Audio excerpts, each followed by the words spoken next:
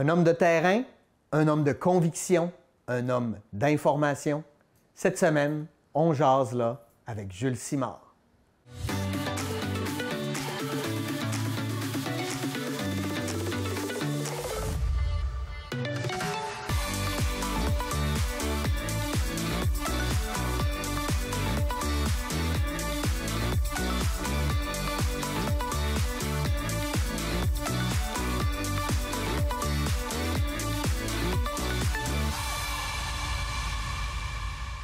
Donc, je suis présentement avec Jules Simard. Bonjour, Jules. Salut, ça va? Ça va bien? Ça va toujours. C'est le fun de se retrouver dans un autre contexte. Moi, je suis quelqu'un qui a appris à te connaître avec le temps, puis j'ai découvert plein de facettes de toi. Moi, je t'ai connu comme journaliste, puis à un moment donné, à force de discuter, j'ai réalisé que tu as une carrière fantastique, tu as fait beaucoup de choses. J'ai le goût qu'on revienne là-dessus ensemble. OK. Jules, t'es né où, toi? Saint-Thomas-du-Dîme. À Saint-Thomas. T'es un petit gars de Saint-Thomas. Oui, un petit gars de Saint-Thomas en 1953, le 2 juin 1953. Juste te faire un petit rappel, le 2 juin 1953, c'est le jour du couronnement de la reine Élisabeth II. Or, nous avions, nous, tous les enfants du Commonwealth, reçu une petite cuillère à l'effigie de la reine, petite cuillère en argent, que j'ai dû perdre à peu près vers l'âge de 5 ans en jouant dans le sable dehors avec. Mais je me fais toujours un plaisir quand tout le monde te demande ta date de naissance. Oui, le 2 juin 1953, le jour du couronnement de la reine Élisabeth II. Ah, oui, c'est intéressant. Est-ce que c'est pour ça que je ne suis pas fédéraliste ou british? Peut-être, mais c'est pas grave. Je suis né donc le 2 juin 1953. Puis de quoi... il était comment le petit Jules, enfant? C'est quoi ton rapport avec ta famille? Comment ça se passait chez vous? En fait, moi, je suis l'aîné. T'as combien de frères et sœurs? J'ai une sœur, 3 frères. OK, plus jeune. Donc, on est 5, oui. Dont un, mon frère Luc, qui est à peu près le même âge que moi. Là, il veut dire, on a un peu plus de 9 mois de différence. C'était l'époque. On a un an et 3 mois de différence.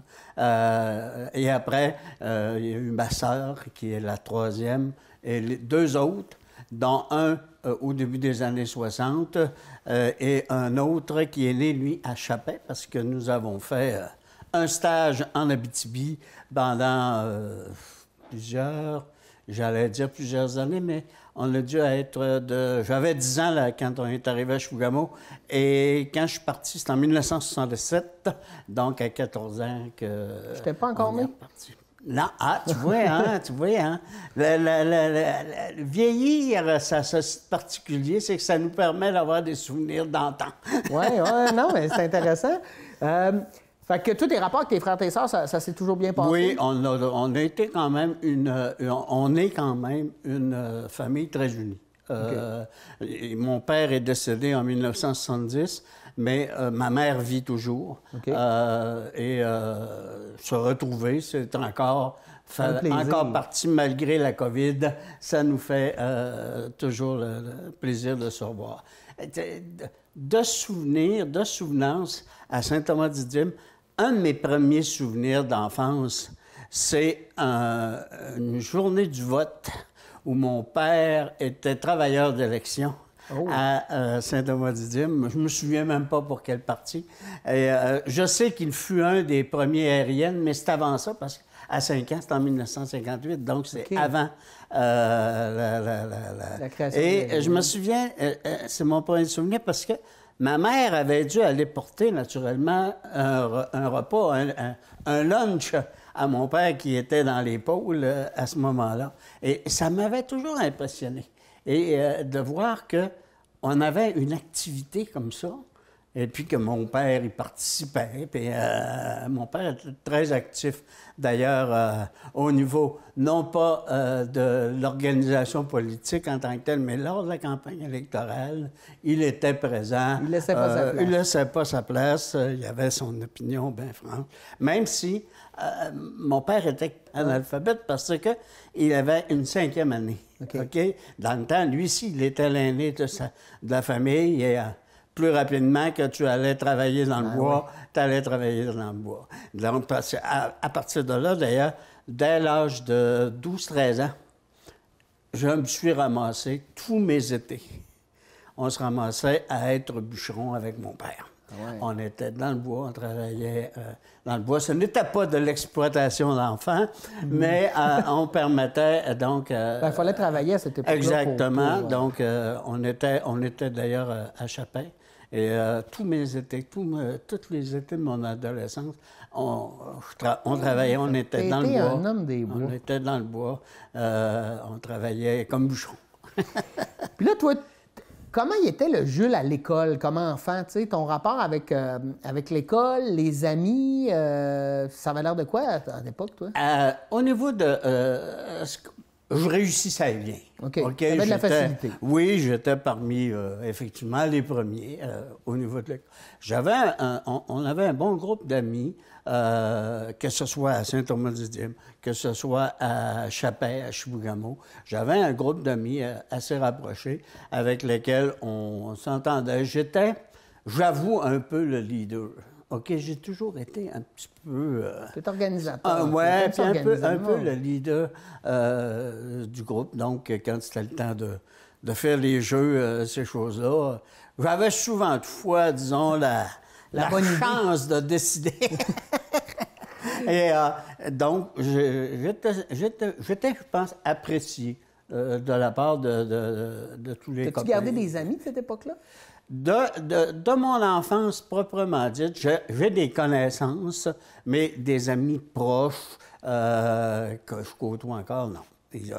On est pas trop éloignés. Ouais. Parce que moi, je suis arrivé ici à Dolbeau en 1970, donc j'avais 71, en fait, 70, 71. J'avais 17 ans quand on est arrivé ici. Fait que tu as refait quand tu étais... J'étais obligé quand même de les refaire assez rapidement parce que quand j'ai eu 10 ans, on a déménagé à Chapin-Chibougamau. On a passé... Tu sais, à Chibougamau, j'ai dû rester à peu près 6 mois. Après ça, on a déménagé à Chapin. Et à Chapin, jusqu'au moment... Jusqu'en 1900... Pourquoi je me souviens de la date? C'était l'année de l'Expo 1967. Et on a déménagé cette année-là. Donc, j'ai manqué tous les voyages scolaires pour aller à Montréal, pour aller voir, non pas le zoo, mais l'Exposition universelle de Montréal. À cette époque-là, te souviens-tu de qu'est-ce que tu rêvais de faire dans la vie? C'était quoi ton plan d'avenir là, quand tu avais, justement, 16-17 ans? Travailler comme avocat, ça m'intéressait. Je dois dire que assez rapidement, l'idée de travailler dans le monde politique m'est venue. Est-ce que c'est mon premier souvenir d'enfant qui m'a amené à ça ou quoi que ce soit? Mais j'ai toujours aimé vouloir travailler dans ce sens-là. Des professions comme médecin, ça ne m'intéressait pas. C'était trop d'ouvrage. Mais dans le domaine public, là, dans le domaine public, oui, j'ai toujours eu ça. Et je me souviens, c'est quand j'ai commencé à l'université en sciences politiques. Tu es allé où à l'université? À Laval. À Laval, fait qu'encore un déménagement. Oui, oui. On avait calculé ça. Quand j'ai eu 40 ans, semblerait-il que j'ai dû déménager environ une trentaine de fois. Si, bon, une trentaine de fois là, qui se calculait là, comme de quoi j'avais dû déménager, soit dans une autre municipalité, soit même à l'intérieur de la même municipalité ou des choses comme ça.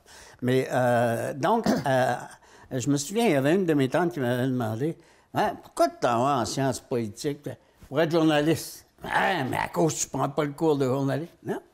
J'ai dit, il faut pas pouvoir parler des choses, il faut les connaître. Il faut les comprendre. Donc, il faut les comprendre et il faut les connaître. Et comme dans ce temps-là, naturellement, au niveau de la politique, c'était le trois quarts de l'information qui était véhiculée par les médias.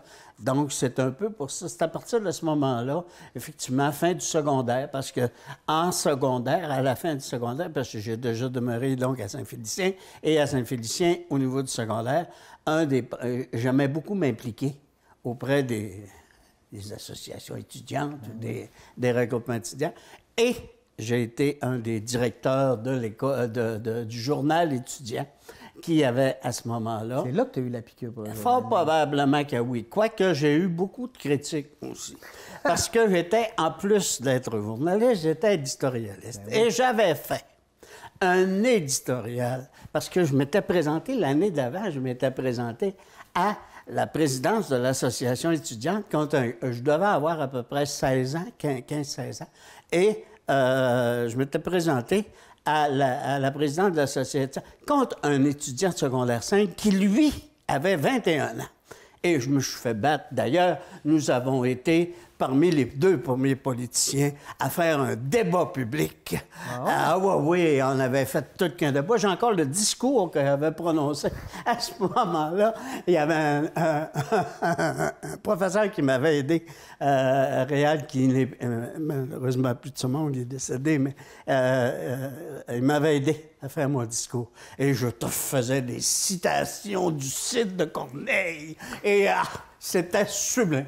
Ah, wow. Mais quand j'avais fait ça, donc l'année j'ai perdu mes élections, et l'année d'après, je deviens rédacteur en chef avec d'autres journalistes. D'ailleurs, il y a une journaliste que j'avais dans ce temps-là qui était enseignante au cégep de Saint-Félicien, Fabiola Dallaire, que tu as dû connaître. Ben oui, elle m'enseignait. Elle faisait la même école que moi. Elle était de la même. Alors, j'avais fait un éditorial à un moment donné où je me disais, il serait important que tous les étudiants de l'école puissent participer aux activités qui sont organisées par l'association étudiante et à faire des travaux qui pouvaient être faits. Or, il y avait tout le professionnel qui était là et je me disais, pourquoi... Puis dans le professionnel, il y avait des gens qui faisaient, non pas du bricolage, mais de la charpenterie, qui étudiaient à ce niveau-là. Et je me disais, pourquoi est-ce que c'est qu'on ne va pas chercher de ces étudiants-là pour faire des travaux à l'intérieur de l'école? Tu sais, il veut dire, c'était... Ils sont là. Et j'avais intitulé mon éditorial « Les gens du professionnel sont-ils des caves? » Hey, tabarouette, je me suis fait ramasser. Ça a été ma première fois où je me suis fait ramasser par toute l'école. Donc, au moins, j'étais lu. Ouais. Mais non, mais c'est ça. Je m'étais fait... mais c'était une bonne école ramassé dans la ramasser. récréation, là, tout un groupe d'étudiants autour de moi, assez agressifs, merci, et qui disaient que pourquoi est-ce que c'est que tu es allé traiter tout le monde. J'ai dit, je trouve pas. J'ai posé une question pour dire. Puis l'objet de mon éditorial était complètement différent. C'était valorisons-les, utilisons-les. Tu sais, c'est pas des. Déjà mal cité à 17 ans. Déjà. Mais, et c'était. En tout cas, ça a été une expérience assez marquante, ça. Ben oui. J'ai été. D'ailleurs, j'ai perdu mon poste après parce que le directeur de l'école m'a fait venir dans son bureau. Et là, il voulait avoir tous les textes qui étaient publiés avant que je les publie. Alors, j'avais dit, je suis correct, j'ai dit, je m'en vais. Donc, je suis parti à ce moment-là. C'est un peu ça. Tu comprends? Fort probablement que c'est ça qui m'a amené à vouloir... C'était plus la polémique et le débat. Je pense que j'avais comme intérêt. L'intérêt d'informer, de devenir journaliste, ça, c'est devenu beaucoup plus tard, quand j'ai commencé à faire le travail. Là, j'ai senti qu'est-ce que c'était que de vouloir informer des gens adéquatement, puis de parler des gens qui te côtoient. C'est là que Toi, après tes études, tu finis ton bac en sciences politiques à l'Université Laval. En fait, comme tous les gens qui, en sciences politiques, au cours des années 70, qui étaient là, mon bac, il me manque... Très exactement 6 crédits. 2 cours. Pour avoir un bac. Mon bac. Et je me souviens de ça parce qu'on a déjà eu un candidat ici qui était du Bloc québécois et qui avait dit qu'il avait fait ses études en sciences politiques et qui n'a pas eu son diplôme, lui non plus. Puis je pense qu'il lui manquait quelques cours aussi. Donc, on était au moins 2 qui étaient dans cette situation-là. Mais donc, après mon cours en sciences politiques, j'ai commencé tout de suite dans le domaine des communications avec la télévision locale. T'as jamais eu le goût de retourner finir ton bac pour 2 cours? Non, mais c'est une question de curiosité. Le goût, oui. Le temps, non.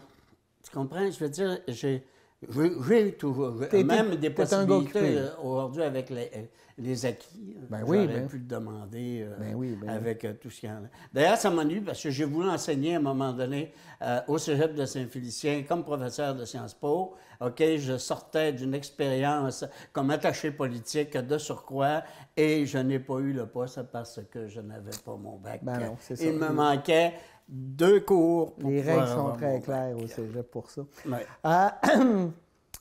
Là, tu tombes dans les médias, tu arrives à la télé communautaire. Oui.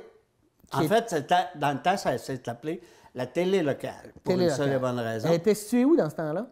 On était au-dessus de la bâtisse de M. Perron, qui était le propriétaire du câble, là, sur la 7e avenue, qui aujourd'hui, c'est maintenant rendu un garage de maison, mais c'était dans cet édifice-là, on était au 2e étage. Et M. Perron, parce que dès 1970, j'ai embarqué dans la télévision communautaire, les premiers balbutiements qu'il y avait à ce moment-là. T'es encore là aujourd'hui, c'est fantastique. Ah oui, et je faisais une émission avec Marie-Paul Villeneuve, qui est la sœur de Bernard, qui est elle aussi journaliste à la Presse canadienne. Je vois que ça nous a tout amené. Et Marie-Paul on faisait une émission sur le régime socialiste en Union soviétique, comment ça marchait. Alors, il n'y a pour jamais te eu dire de que régime nous étions dans des discussions épouvantables. Je m'en souviens, on a dû faire 2 ou 3 émissions avec ça. Et par la suite, là, quand j'ai pris le cégep, j'ai continué quand même au niveau de la télévision locale, où on faisait des entrevues, où j'amenais le point peut-être plus sur l'organisation politique, entre autres les premiers balbutiements du PQ, puis toutes ces choses-là. Donc, j'ai toujours été un peu là-dessus. Comment c'était à l'époque le journaliste? Parce qu'aujourd'hui, on sait que c'est très centralisé. Là. Nous, à Télé Communautaire du Lac, je veux dire, on redonne la possibilité de l'information aux gens de la place, mais c'est difficile par rapport aux grosses stations. Mais c'était comment le constat à l'époque là, des réseaux de télévision? Je te dirais que c'était la même chose. C'est la même chose? C'est-à-dire que moi, quand j'ai commencé, donc j'ai commencé chez Dolbeau TV à faire la télévision, on faisait on couvrait tout localement, mais je ne parlais pas des enjeux nationaux. Ce qui se passait au niveau national, même au niveau régional, je n'en parlais pas. C'était vraiment à moi du local. Et c'était du local en canne. C'est-à-dire, j'allais filmer la séance du conseil, je la filmais intégralement et je la passais intégralement sans faire de montage, sans faire de... Alors, quand ma caméra avait débarqué, elle débarquait en ondes. Ça, j'avais pas de trouble avec ça. Mais j'étais tout seul. Ben oui. J'ai déjà fait d'ailleurs une entrevue avec Sol. OK. Qui est Marc Favreau. Marc Favreau. Et il avait trouvé ça bien drôle. On était dans le studio en haut chez Dolbeau TV et j'arrive, il faisait un spectacle dans le coin. Alors, j'interroge Marc Favreau. Je fais partir la caméra sur la console, je me mets un plan, je vois ma... Là, il se marie. Hey, il dit, c'est pas vrai. Il dit, t'es tout seul, là. Il dit, t'as pas de caméraman?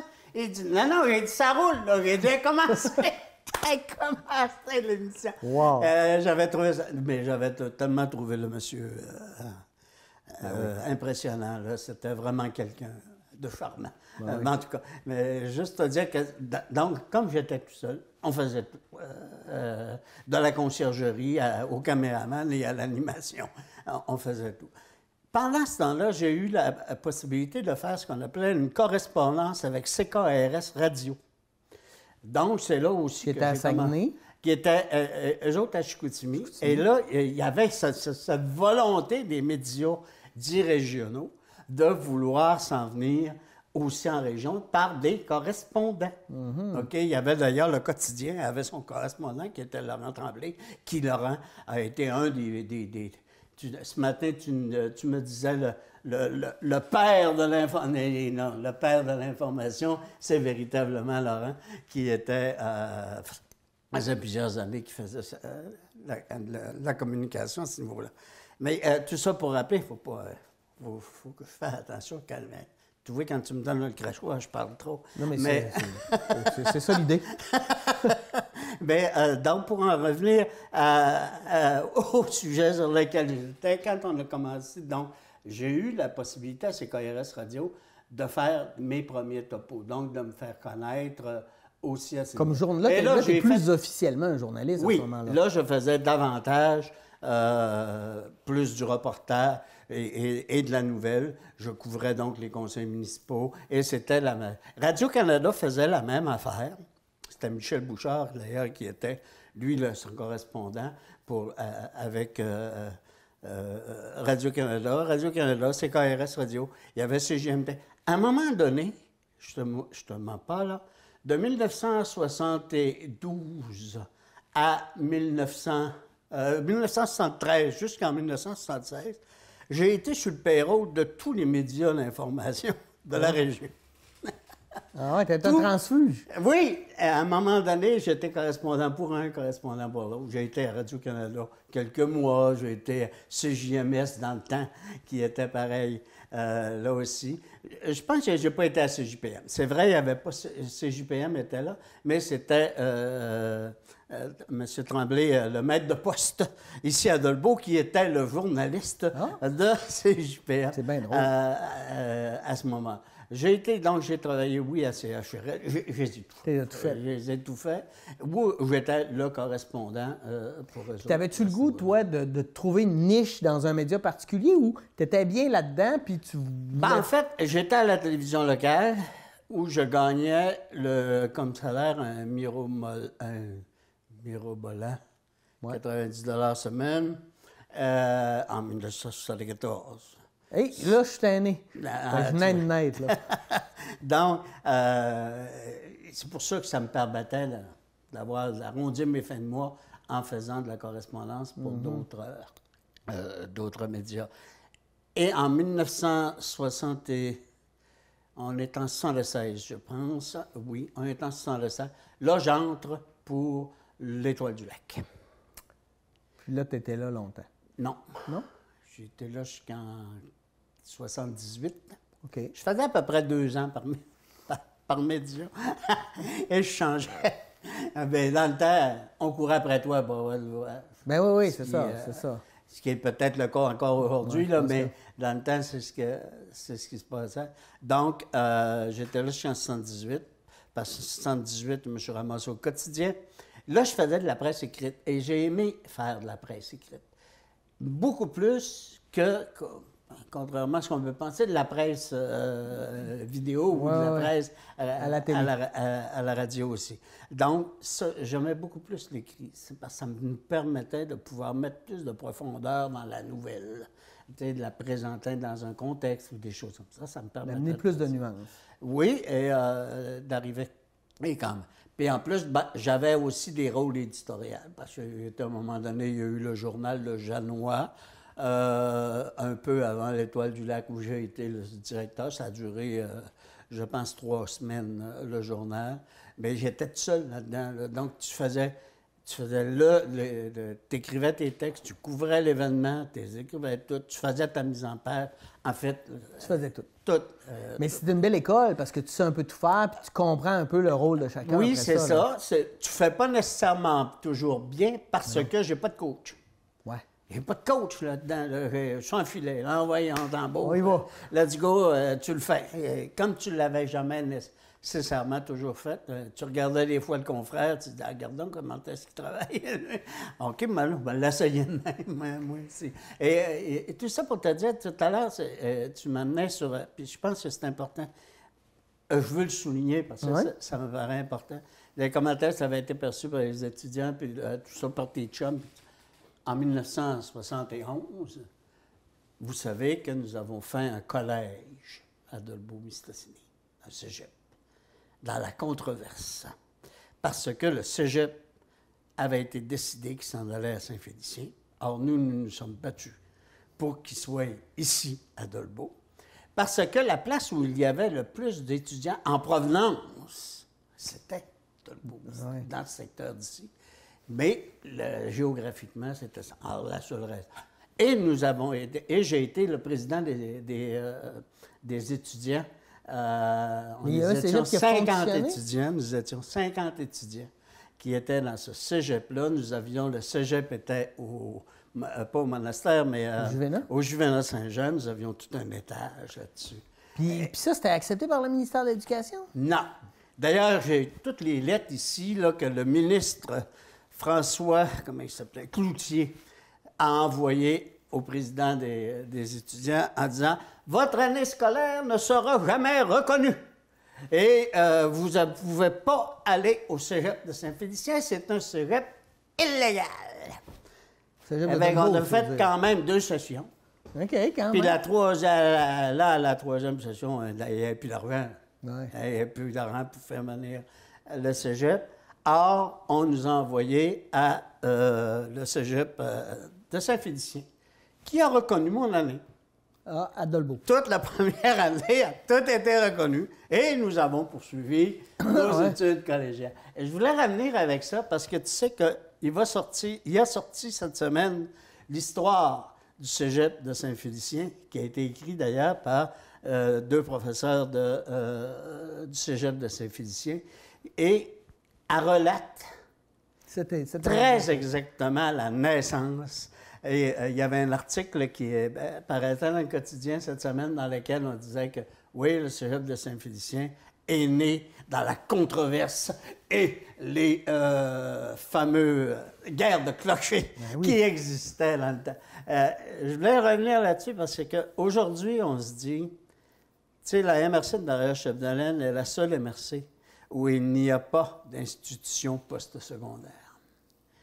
On aurait pu en avoir une.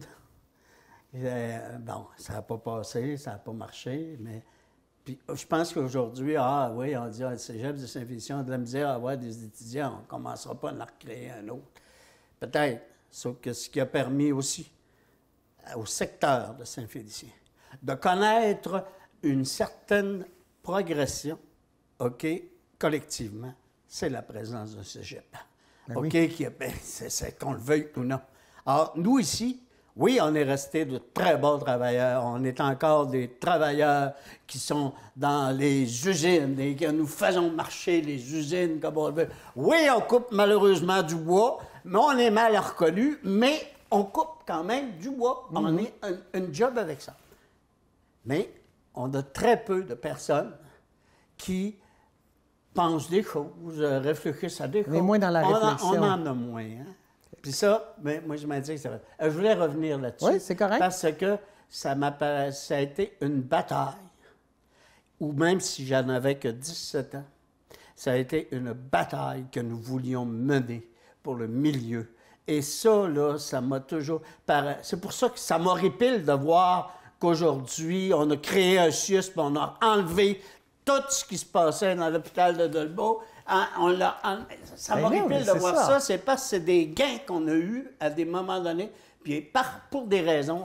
Je m'excuse de faire de la politique. Mais ça fait partie de où je veux aller, parce que c'est le grand paradoxe de Jules. Jules Simard est un journaliste. D'habitude, un journaliste, ça doit être un peu indépendant, neutre. Mais toi, tu es un gars engagé. J'aime l'engagement. Tu es un gars qui a toujours été engagé, tu parles de ces combats-là. Puis, tu étais bien allé en politique, tu étais attaché politique à un moment donné? J'ai été attaché politique pendant 4 ans, de 1998 à 2002. Ah, c'est ça. J'ai été... mais ton engagement politique est d'avant ça. Tu t'es impliqué beaucoup au niveau du Parti québécois? Y a-tu d'autres engagements? Non, pas du temps où j'étais journaliste. Du temps où j'étais journaliste, j'ai été complètement en dehors. Je n'avais aucune attache. J'avais des opinions politiques, mais je n'avais aucune attache à aucun parti. À ce moment-là. Donc, ça me permettait d'avoir mes entrées partout. Oui, bien, c'est l'idée quand tu es journaliste aussi. Là. Et de ne pas être nécessairement étiqueté à la guerre d'arriver le péquiste. Non, tu sais. Je me suis engagé au niveau plus politique, au niveau de l'organisation, lorsque j'ai pris ma retraite. OK. Pas avant. Pas avant, OK. Avant, je te dis pas que je n'ai pas été membre de parti, là, parce qu'il y a un bout où je ne faisais pas de journalisme. Là, oui, je me permettais peut-être d'acheter une carte de parti ou 2. Ou oui, 3. J'avais même acheté 2. Bon, mais c'était la mode dans ce temps-là, tu sais. Ouais, les gens ils voulaient bien se placer pour aller les cartes des Oui, c'est ça. Et, mais j'ai, oui, toujours eu le goût de m'impliquer avec une cause quelconque, et surtout des causes à caractère politique. Je suis peut-être trop, ça va paraître drôle de dire ça, mais trop sensible pour avoir des causes à caractère humain. Je pleurerais tout le temps, puis non. Mais une cause à caractère politique, social, ça, par exemple, c'est quelque chose sur lequel, et quand j'y crois, parce que je pense que je suis un gars de principe à ce niveau-là, je pense que oui. J'embarque à ce moment-là là-dessus. C'est ça. Donc, ta carrière dans les médias continue pendant quand même longtemps, là, avant que tu jusqu'en 1984. OK. En 84, je quitte vraiment tout le monde. Qu'est-ce qui t'es tanné ou t'as d'autres Oui, je suis un peu blasé. Ouais. Un peu blasé parce que, tu sais, à un moment donné, tu viens que tu connais des choses. Tu sais des choses. Et quand tu interroges quelqu'un, et puis que le quelqu'un, ce qu'il te dit n'est pas ce qui se passe. Puis tu le sais que c'est pas vrai, toi. Là. Exact. Mais toi, là, comme journaliste, tu te dois de dire rapporter cette parole-là. Ce qu'elle lui dit. Là, j'étais tanné. Ouais. Parce que ça m'arrivait à quelques occasions de dire, pas de même. Non, pas de même, là, que ça s'est passé. Ce que j'ai su, moi, c'est telle affaire, puis tu me dis que c'est telle.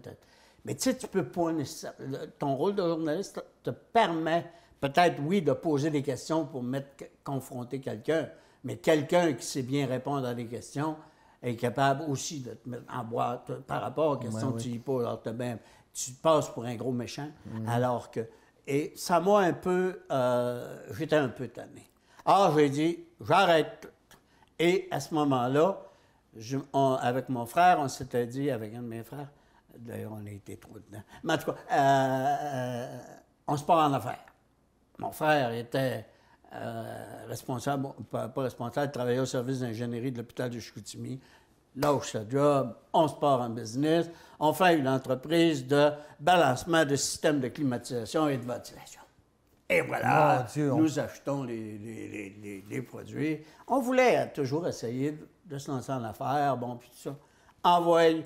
On part à la business là-dessus. Ça a duré 6 mois.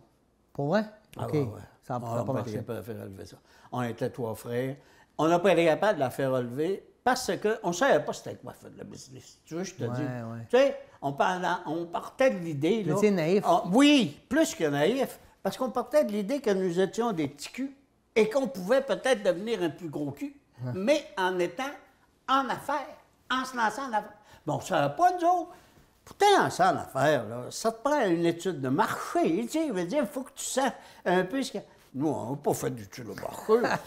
Ah ouais, on part le business, on lâche nos jobs, puis pas de chômage, rien, bing bang, on s'en va en business. Là, à un moment donné, il faut bien qu'il y ait du pain quelque part. Hein? Oui, clairement. Avec, on a tout logé. Et là, je suis revenu, moi, comme répartiteur chez la compagnie Alba, qui vendait de la brique. Hein? Et il y avait besoin d'un dispatch, comme on dit, là, d'un répartiteur, parce que la compagnie, dans ce temps-là, elle amenait le vent dans les voiles. Elle ne produisait pas assez pour répondre à la demande. Donc, ça leur prenait quelqu'un au niveau de la répartition pour répondre aux commandes qui nous étaient adressées par nos distributeurs. Faire à croire à du monde. Hey, je te l'ai envoyé ta vente de briques. Fait que ça lui prenait quelqu'un qui était un peu capable de parler. Ouais. Oui, et de compter des menteries. Ah, ben, c'est correct, c'est pour ça que... Et alors mais je blague en disant ça, mais il y avait effectivement un problème pour pouvoir gérer davantage les commandes, puis par rapport à la capacité de production. Et ça vendait. Mais c'est loin de ce qui t'allumait dans la vie, là. Oui. Puis t'as-tu fait ça longtemps? J'ai fait ça 2-3 ans. Oh, c'est plus que ton entreprise. Puis là, à un moment donné, c'est quoi? T'es tanné de faire ça? Là, on est en 1988 et nous décidons de repartir un autre business. Cette fois-ci, ta revue. En faisant une revue à caractère économique qui s'appelait L'Investisseur Saguenay-Lac-Saint-Jean. Et là, on avait toute la région. On couvrait toute la région, on voulait couvrir toute la région avec ça.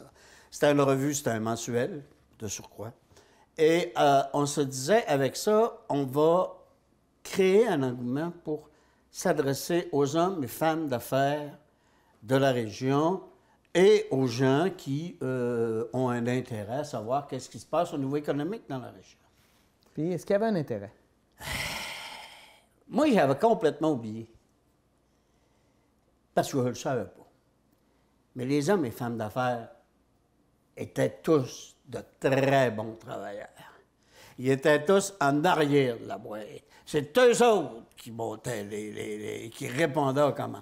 Les commandes, tu sais, ils faisaient venir ça par une firme de comptable, une firme de marketing qui faisait. Donc, mon public, il n'était pas le bon. Ah. Lui, il ne lisait pas le journal. Il lisait même pas le journal, mon homme et ma femme d'affaires. Fait que c'était un autre échec. Oui, ça a été... oui, et là, ça m'a coûté cher. Ouais. Parce qu'on a publié 2 numéros, j'ai encore tous les numéros, une bonne partie. J'en ai pratiquement pas vendu. Quelques éléments de publicité, mais pas beaucoup. Et ça a fait mal, ça, économiquement. OK. Puis là, comment tu te retrouves là-dedans? Là? Tu te retrouves, là, ça marche pas, il faut que j'abandonne ce projet-là. Qu'est-ce que je vais faire de ma vie? 89, on est en 89? 89 à peu près.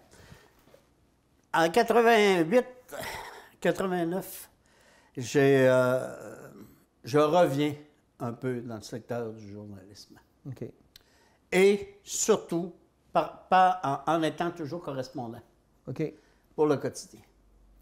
Bien, je deviens conseiller en main-d'œuvre à CEMO Saguenay-Lac-Saint-Jean. J'aide au placement de personnes ayant une déficience physique ou intellectuelle. Mon Dieu, t'en as fait des choses. Et j'ai fait ça pendant 9 ans.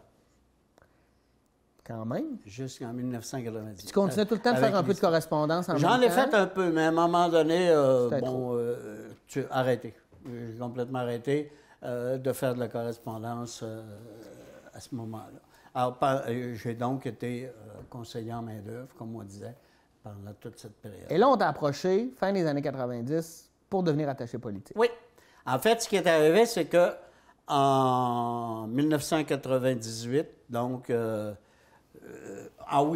j'enseignais aussi comment à l'école de routier de Charlesbourg, où je montrais comment montrer, comment enseigner.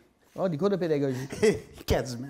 En fait, c'était comment enseigner en milieu de travail, c'est-à-dire quelqu'un qui devait montrer à quelqu'un d'autre, donc donner des trucs de comment... de communication. En communication. Parce qu'au Cégep de Saint-Félicien, j'avais donné quelques cours en sciences politiques et en sociologie à Masliouache. Okay. J'ai fait ça pendant 2 ou 3 sessions.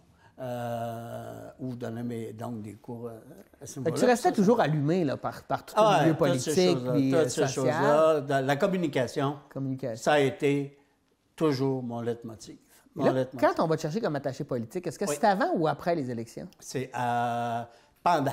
Ça veut dire les élections avaient eu lieu, c'est en 1998 que je suis entré en politique, juste avant le déclenchement. Pour M. Benoît Laprise, où là, j'ai été, donc, jusqu'en 2002, attaché politique à ce moment-là, donc pendant 40 ans. Et quand ils perdent le pouvoir en 2002? J'étais parti. Je venais de partir. Et là, je me suis en allé. Oui et non.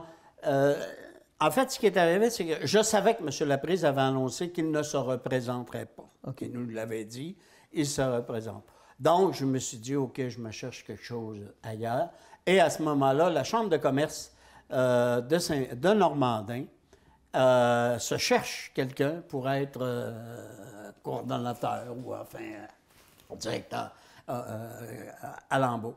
Or, j'applique sur le poste et on me le donne. Et de là va déboucher le projet des Grands Jardins. Parce que là, c'est toi l'instigateur de ce projet. Après 2 ans, donc, à la Chambre de commerce, là, elle essaie de travailler pour dynamiser aussi le secteur économique à ce niveau-là. Là, les Grands Jardins, il n'y a plus de directeur général. Or, On m'approche. As-tu un intérêt? Oui, j'ai un intérêt à essayer ça. Je l'ai fait pendant 2 ans de temps, où on a essayé de relancer, parce qu'on n'avait pas d'argent. Ouais. Il n'y avait pas d'argent. C'est le nerf de la guerre. Tu sais, je veux dire, c'est 25 personnes qui ont embauché à chaque année. Il faut que tu les payes. Il faut que tu en plantes en des plus, fleurs. j'avais pas l'argent fait de la promotion. Donc, il fallait qu'on essaye de maintenir à flot. On n'a pas été nécessairement capable parce que l'année d'après, quand moi je suis parti, c'est mort. C'est mort. Ça l'a arrêté temporairement, puis ça l'a jamais repris dans le centre des Grands Jardins. C'est comme c'était quand même... c'est parce que c'était... Tu gardes l'amertume de ce projet? Non. Non? Non, parce que c'était intéressant. C'était intéressant comme projet de faire en sorte qu'un milieu agricole fasse valoir un élément caractère. Moi, c'était ça qui était mon leitmotiv. C'était pas le fait d'avoir des jardins d'Oriente, des jardins anglais, puis des ci, puis des ça. C'était... Puis moi, je m'étais dit, ça peut devenir un gros terrain de jeu aussi. Absolument. Et une des idées que je m'étais dit, il faudrait peut-être qu'on essaye de mettre de l'avant, c'était de faire, dans le temps, la plus grande patinoire à ciel ouvert dans la région du Saguenay-Lac-Saint-Jean, avec 3 chantiers qu'il y avait au Grand Jardin. Moi, je t'aurais glacé ça pendant l'hiver.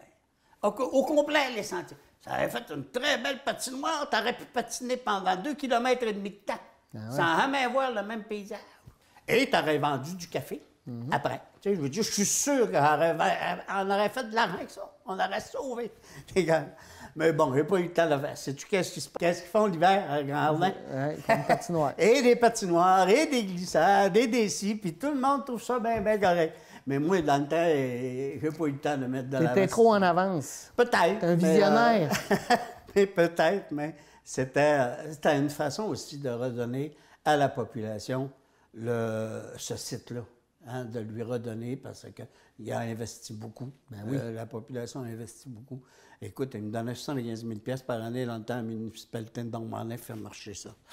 C'est de l'argent. Ça t'en coûtait 75 000 pour avoir des fleurs, mais c'est pas grave. Au moins, les fleurs étaient payées. Il restait à payer le personnel. Puis quand tu pars de là, bon, ça n'a pas marché comme tu voulais, là, tu décides de retourner au journaliste. C'est là que tu t'en vas au Nouvel Hebdo. En 2006, je reviens au Nouvel Hebdo. J'ai 53 ans. Puis c'est drôle, ça m'intéressait, là, de revenir. Tu l'as fait de faire du journalisme.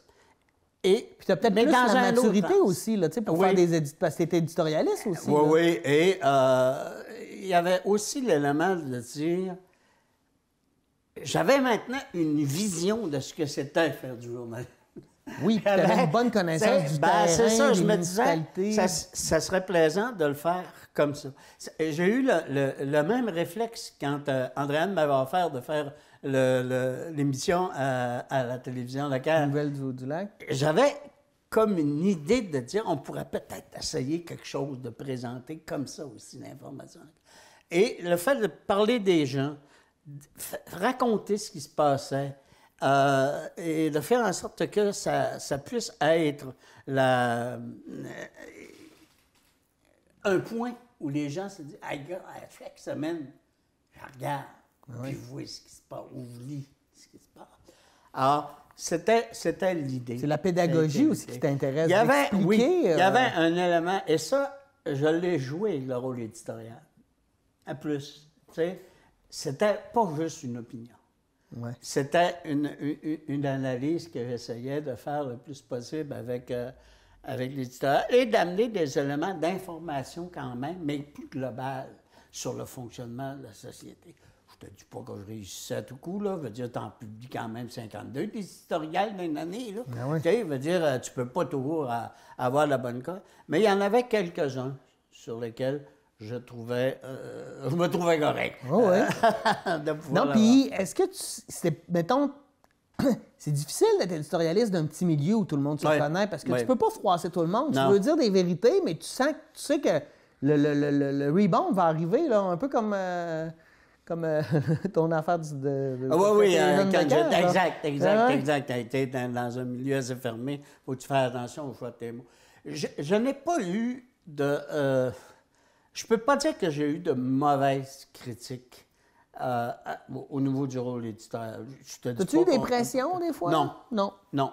Ça, à ce niveau-là, le monde le savait. Premièrement, il savait où je crachais. Ouais. Hein? Déjà au départ. Tu étais impliqué déjà au Parti québécois à ce je m'étais déjà impliqué comme attaquant politique. Ben oui, exactement. Fait que je veux pas le monde savait un peu ce que je crachais. Mais ça n'a jamais, d'ailleurs, transpercé, non. Que ce soit avec les libéraux, les conservateurs ou quoi que ce soit. J'avais quand même... Tes entrées. Je pense que j'avais une forme de respect. Que les gens me respectaient aussi. Moi, ça, je le sentais. Oui, puis c'est vrai que tu as ça. Moi, je travaille avec toi régulièrement pour analyser l'actualité, puis on n'est souvent pas d'accord, mais c'est toujours dans le respect. Là, oui, c'est ça. Et ça, je pense que... puis encore aujourd'hui, là, je veux dire, je le regarde, là, et ça m'a permis de faire mon travail le mieux possible. Mais il n'y a rien de plus agréable que de parler de quelqu'un qui vient de faire une réussite ou qui... Ouais. Tu sais... Ça positif. Il y a eu des textes où il y a un texte que je n'ai jamais été capable d'écrire. OK.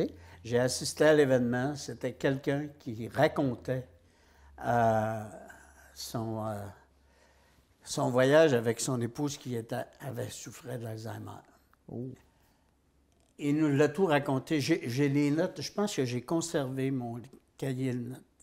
J'ai jamais été capable d'écrire le texte. Je braillais en mettant mes deux mains sur le clavier. Ouais. J'ai pas été capable de rendre, parce que c'est ça qui est important pour le journaliste, c'était de rendre cette histoire-là plus que vraisemblable, parce que et de la rendre correctement.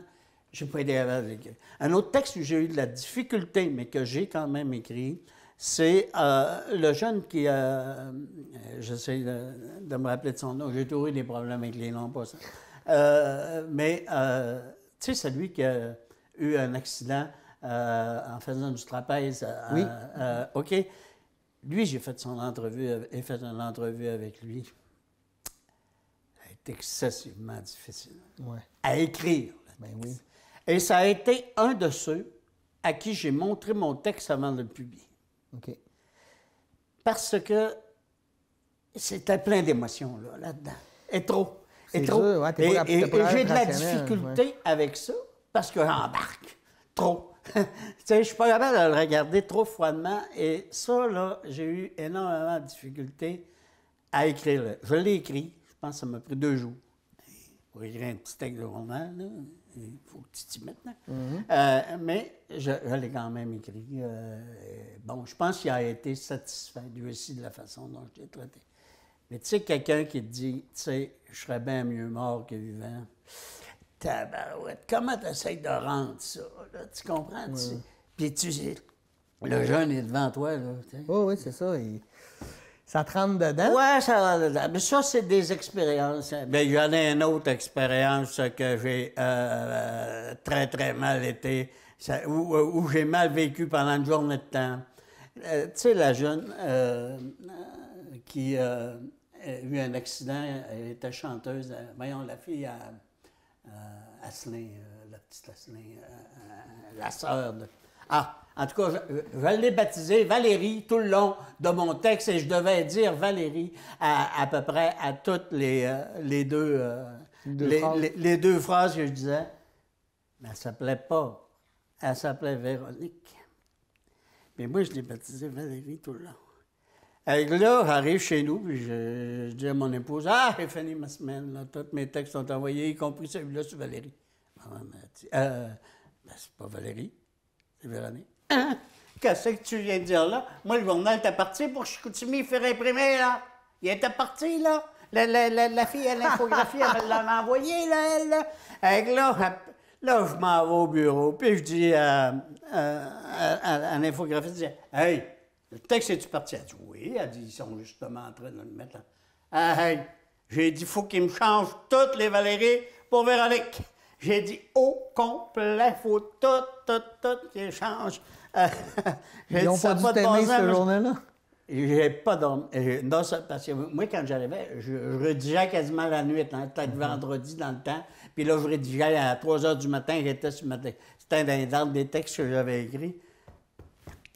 J'ai pas dormi cette journée-là, pas tout. Puis là, j'étais là, puis ils vont-tu le faire? Ils vont-tu le faire?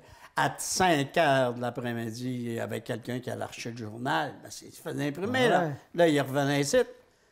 La première affaire que j'ai dit à la personne qui est allée, j'ai dit, tu vas regarder. Puis c'était mon front page. J'ai dit, tu vas regarder sur le front page. Puis il me dit, c'est quoi le nom de la personne? Wow. Ben, ça a été correct. C'était correct, il avait fait mes corrections. Bravo. Mais ça, là, tu sais, c'est pour te dire que j'aime les gens que je... Oui, puis même avec l'expérience, tu sais ça, t'as l'erreur, les affaires, on est tellement dedans. Surtout qu'avec les longs, j'ai tout ri de là-dessus. Puis ça t'amène que tu as pris ta retraite il y a quelques années. Oui. Bon, tu continues à travailler un peu. Entre autres, là, tu fais un peu l'éditorialiste à la télé communautaire avec moi où on va analyser l'actualité. Je pense que tu contribues aussi avec ton expérience à ça. Puis ta compréhension du milieu, parce que toutes ces années-là, à faire plusieurs travails, aller en politique, en journaliste, tu as un réseau, tu as une compréhension du milieu qui dépasse là, celle de beaucoup de personnes. Oui, ça nous permet de voir effectivement, d'aimer aussi. Ça te fait garder actif aussi au niveau de la politique ou de la nouvelle. Tu le maintiens. J'aime ça encore faire Qu'en pensez-vous? Ouais. Hey, je pense que je suis pas mal dans les premiers qui l'ont parti. Après le départ du maire, de l'ex-maire de Dolbeau, Henri-Paul Brassard, de Gilles, pas Gilles Lamontagne, mais oui, Gilles Brassard. Gilles Brassard et Mme Mured qui faisaient l'émission avec M. Ménard. Quand ils ont arrêté, là, moi, j'ai commencé. M. Ménard m'avait approché, veux-tu faire l'émission? Dans le temps, c'était... on était juste 2 personnes, comme on le fait, qui le faisaient. J'ai joué, ça m'intéresse. J'ai pas arrêté. On est encore là. J'ai quasiment pas arrêté. Oui, j'ai arrêté. Quand j'ai pris ma retraite, là, j'ai arrêté 4 ou 5 mois. Parce que quand j'ai pris ma retraite, t'as le temps. Mais un gars qui a été actif comme toute sa vie, là, le mot retraite, ça veut un peu rien dire. C'est plus, je vais changer de vie encore, je vais avoir d'autres projets, ou tu as le goût d'arrêter puis de te poser? Non, ça, on peut pas. On peut pas. Assez que je m'étais dit, à l'élection d'ici, j'avais fait 3 élections où j'aurais aimé me présenter. Au municipal et au provincial. Les 2 premières, c'est le médecin qui m'a empêché d'y aller. Il dit, moi, ça me va rien, mais il dit, si tu y vas, tu vas te ramasser de même. OK, c'est correct, d'abord, on va t'écouter. Il y a celle-ci où j'aurais peut-être aimé essayer d'y aller. Puis, et c'est là que je me suis rendu compte que j'étais maintenant rendu jaloux du temps qui m'appartient. Ouais. À la retraite, c'est l'élément. Tu sais, toi, t'es grand-père aussi maintenant. Là. Ça change la donne dans une vie. Là. Ça, c'est... Ça fait combien de temps que tu es avec ton épouse? Hey, ça va faire une couple d'années, 86. 86, 14 plus 21, 35 ans. 35 ans. On s'était connus 9 ans avant. OK. Ça n'avait pas marché. Puis après 9 ans, ben, à un moment donné, je l'ai appelé. Donc, tu sais que tu fais de bien. Donc, bing bang, on dit c'est correct, on va ça. Parce que ça change aussi ton rapport. Fait que là, tu vas rester spectateur un peu de la scène politique. Oui. Et ce que j'aime dans l'émission qu'on fait tous les deux, c'est un peu ça. Ben oui, c'est que ça nous permet de ne pas décrocher de ce qui se passe dans ton milieu, d'être à l'écoute aussi encore, quand même. Toujours c'est sûr que tu n'as pas les mêmes types d'entrées qu'avec quand j'étais journaliste. Ben oui, c'est normal. Tes sources d'informations, comme on dit, sont plus les mêmes. Là. Mais là, je me fie aux confrères. Ouais. Ben oui, parce que les gens changent dans les postes. Les gens que tu connaissais qui étaient dans certains postes aussi, eux autres aussi sont soit partis ou encore... et ça nous permet de voir là, des choses un peu différemment aussi. Tu sais, on se sent moins impliqué dans le quotidien de la chose. Ben oui. Donc, ça nous permet de le regarder de façon un peu plus externe et de se dire, en fait, je devrais peut-être dire que dans nos discussions, il y a peut-être un élément qui se ressort beaucoup, c'est que peu importe le type de la décision qui se prend en public, elle a toujours un effet positif. On n'a toujours pas trop tendance à regarder, parce que c'est plus facile de regarder les éléments négatifs qui seraient ça. Ouais. OK? Mais quand tu analyses ça, peu importe le type de décision qui se prend, il y a un élément positif. Et des fois, travailler à essayer de le faire ressortir et de le faire insister, au lieu de faire insister, ben non, on ne marche pas. Regarde, aujourd'hui, on parlait du plan de Legault puis du ministre de la Santé, puis c'est ça. Tout le monde dit, ben on espère que ça va marcher. Non, c'est qu'est-ce qui peut faire en sorte qu'il va marcher? Oui, c'est ça. Qu'est-ce qui va faire en sorte? Et si tu écoutes ce que les commentaires des personnes, tu te dis, ben, il y a peut-être ça, effectivement, ça peut peut-être bien fonctionner pour ça. Si tu fais ressortir ça, ça va être quoi, la nouvelle? Eh oui, il va réussir. Oui. Okay? Mais on a-tu raison de dire ça ou on n'a pas raison de dire ça? Ça restera toujours. Tu sais, c'est un métier qui est sujet à la critique, le métier de communicateur. Et, oui, parce qu'il y a toujours un angle. Même si on est supposé d'être neutre, la neutralité, elle n'existe pas. Exact. Là. Et tout comme l'objectivité n'existe pas. Non, c'est ça. En fait, en sciences sociales, parce que ça dépend du principe avec lequel tu pars. Tu peux avoir une forme d'objectivité si tu fais une science pure, puis encore, tu as une hypothèse de départ. On a nos postulats, on a nos erreurs de socialisation, on a été élevé d'une manière, on fonctionne, ça, c'est plus compliqué. Exactement. Hey, c'était très enrichissant, Jules. Ah! Non, mais pour vrai, parce que tu as une carrière multifonctionnelle, tu as fait plein de choses, mais il a toujours resté un peu le lien dans tout ça, c'est l'information, c'est la nouvelle, c'est le quotidien, l'actualité. Merci, parce que tu es un peu un mentor aussi pour moi, tu m'as appris beaucoup, puis on partage énormément là-dedans. Puis merci. Puis merci de m'avoir donné ton temps aujourd'hui pour nous parler de cette belle carrière que tu as eue, en espérant qu'il y ait encore plein de beaux projets dans ta vie. Ça nous en prend. Et les plus beaux, ils ont actuellement 2 et 3 ans. Et il y en a un qui s'en vient bientôt, donc je vais avoir 0 ans à commencer avec l'autre.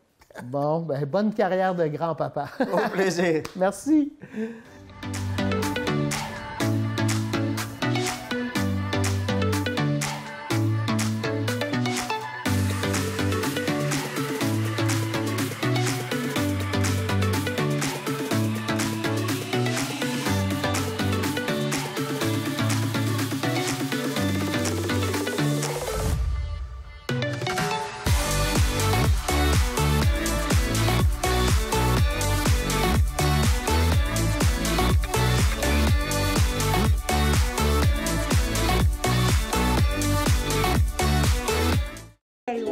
J'adore aller vite, c'est le fun.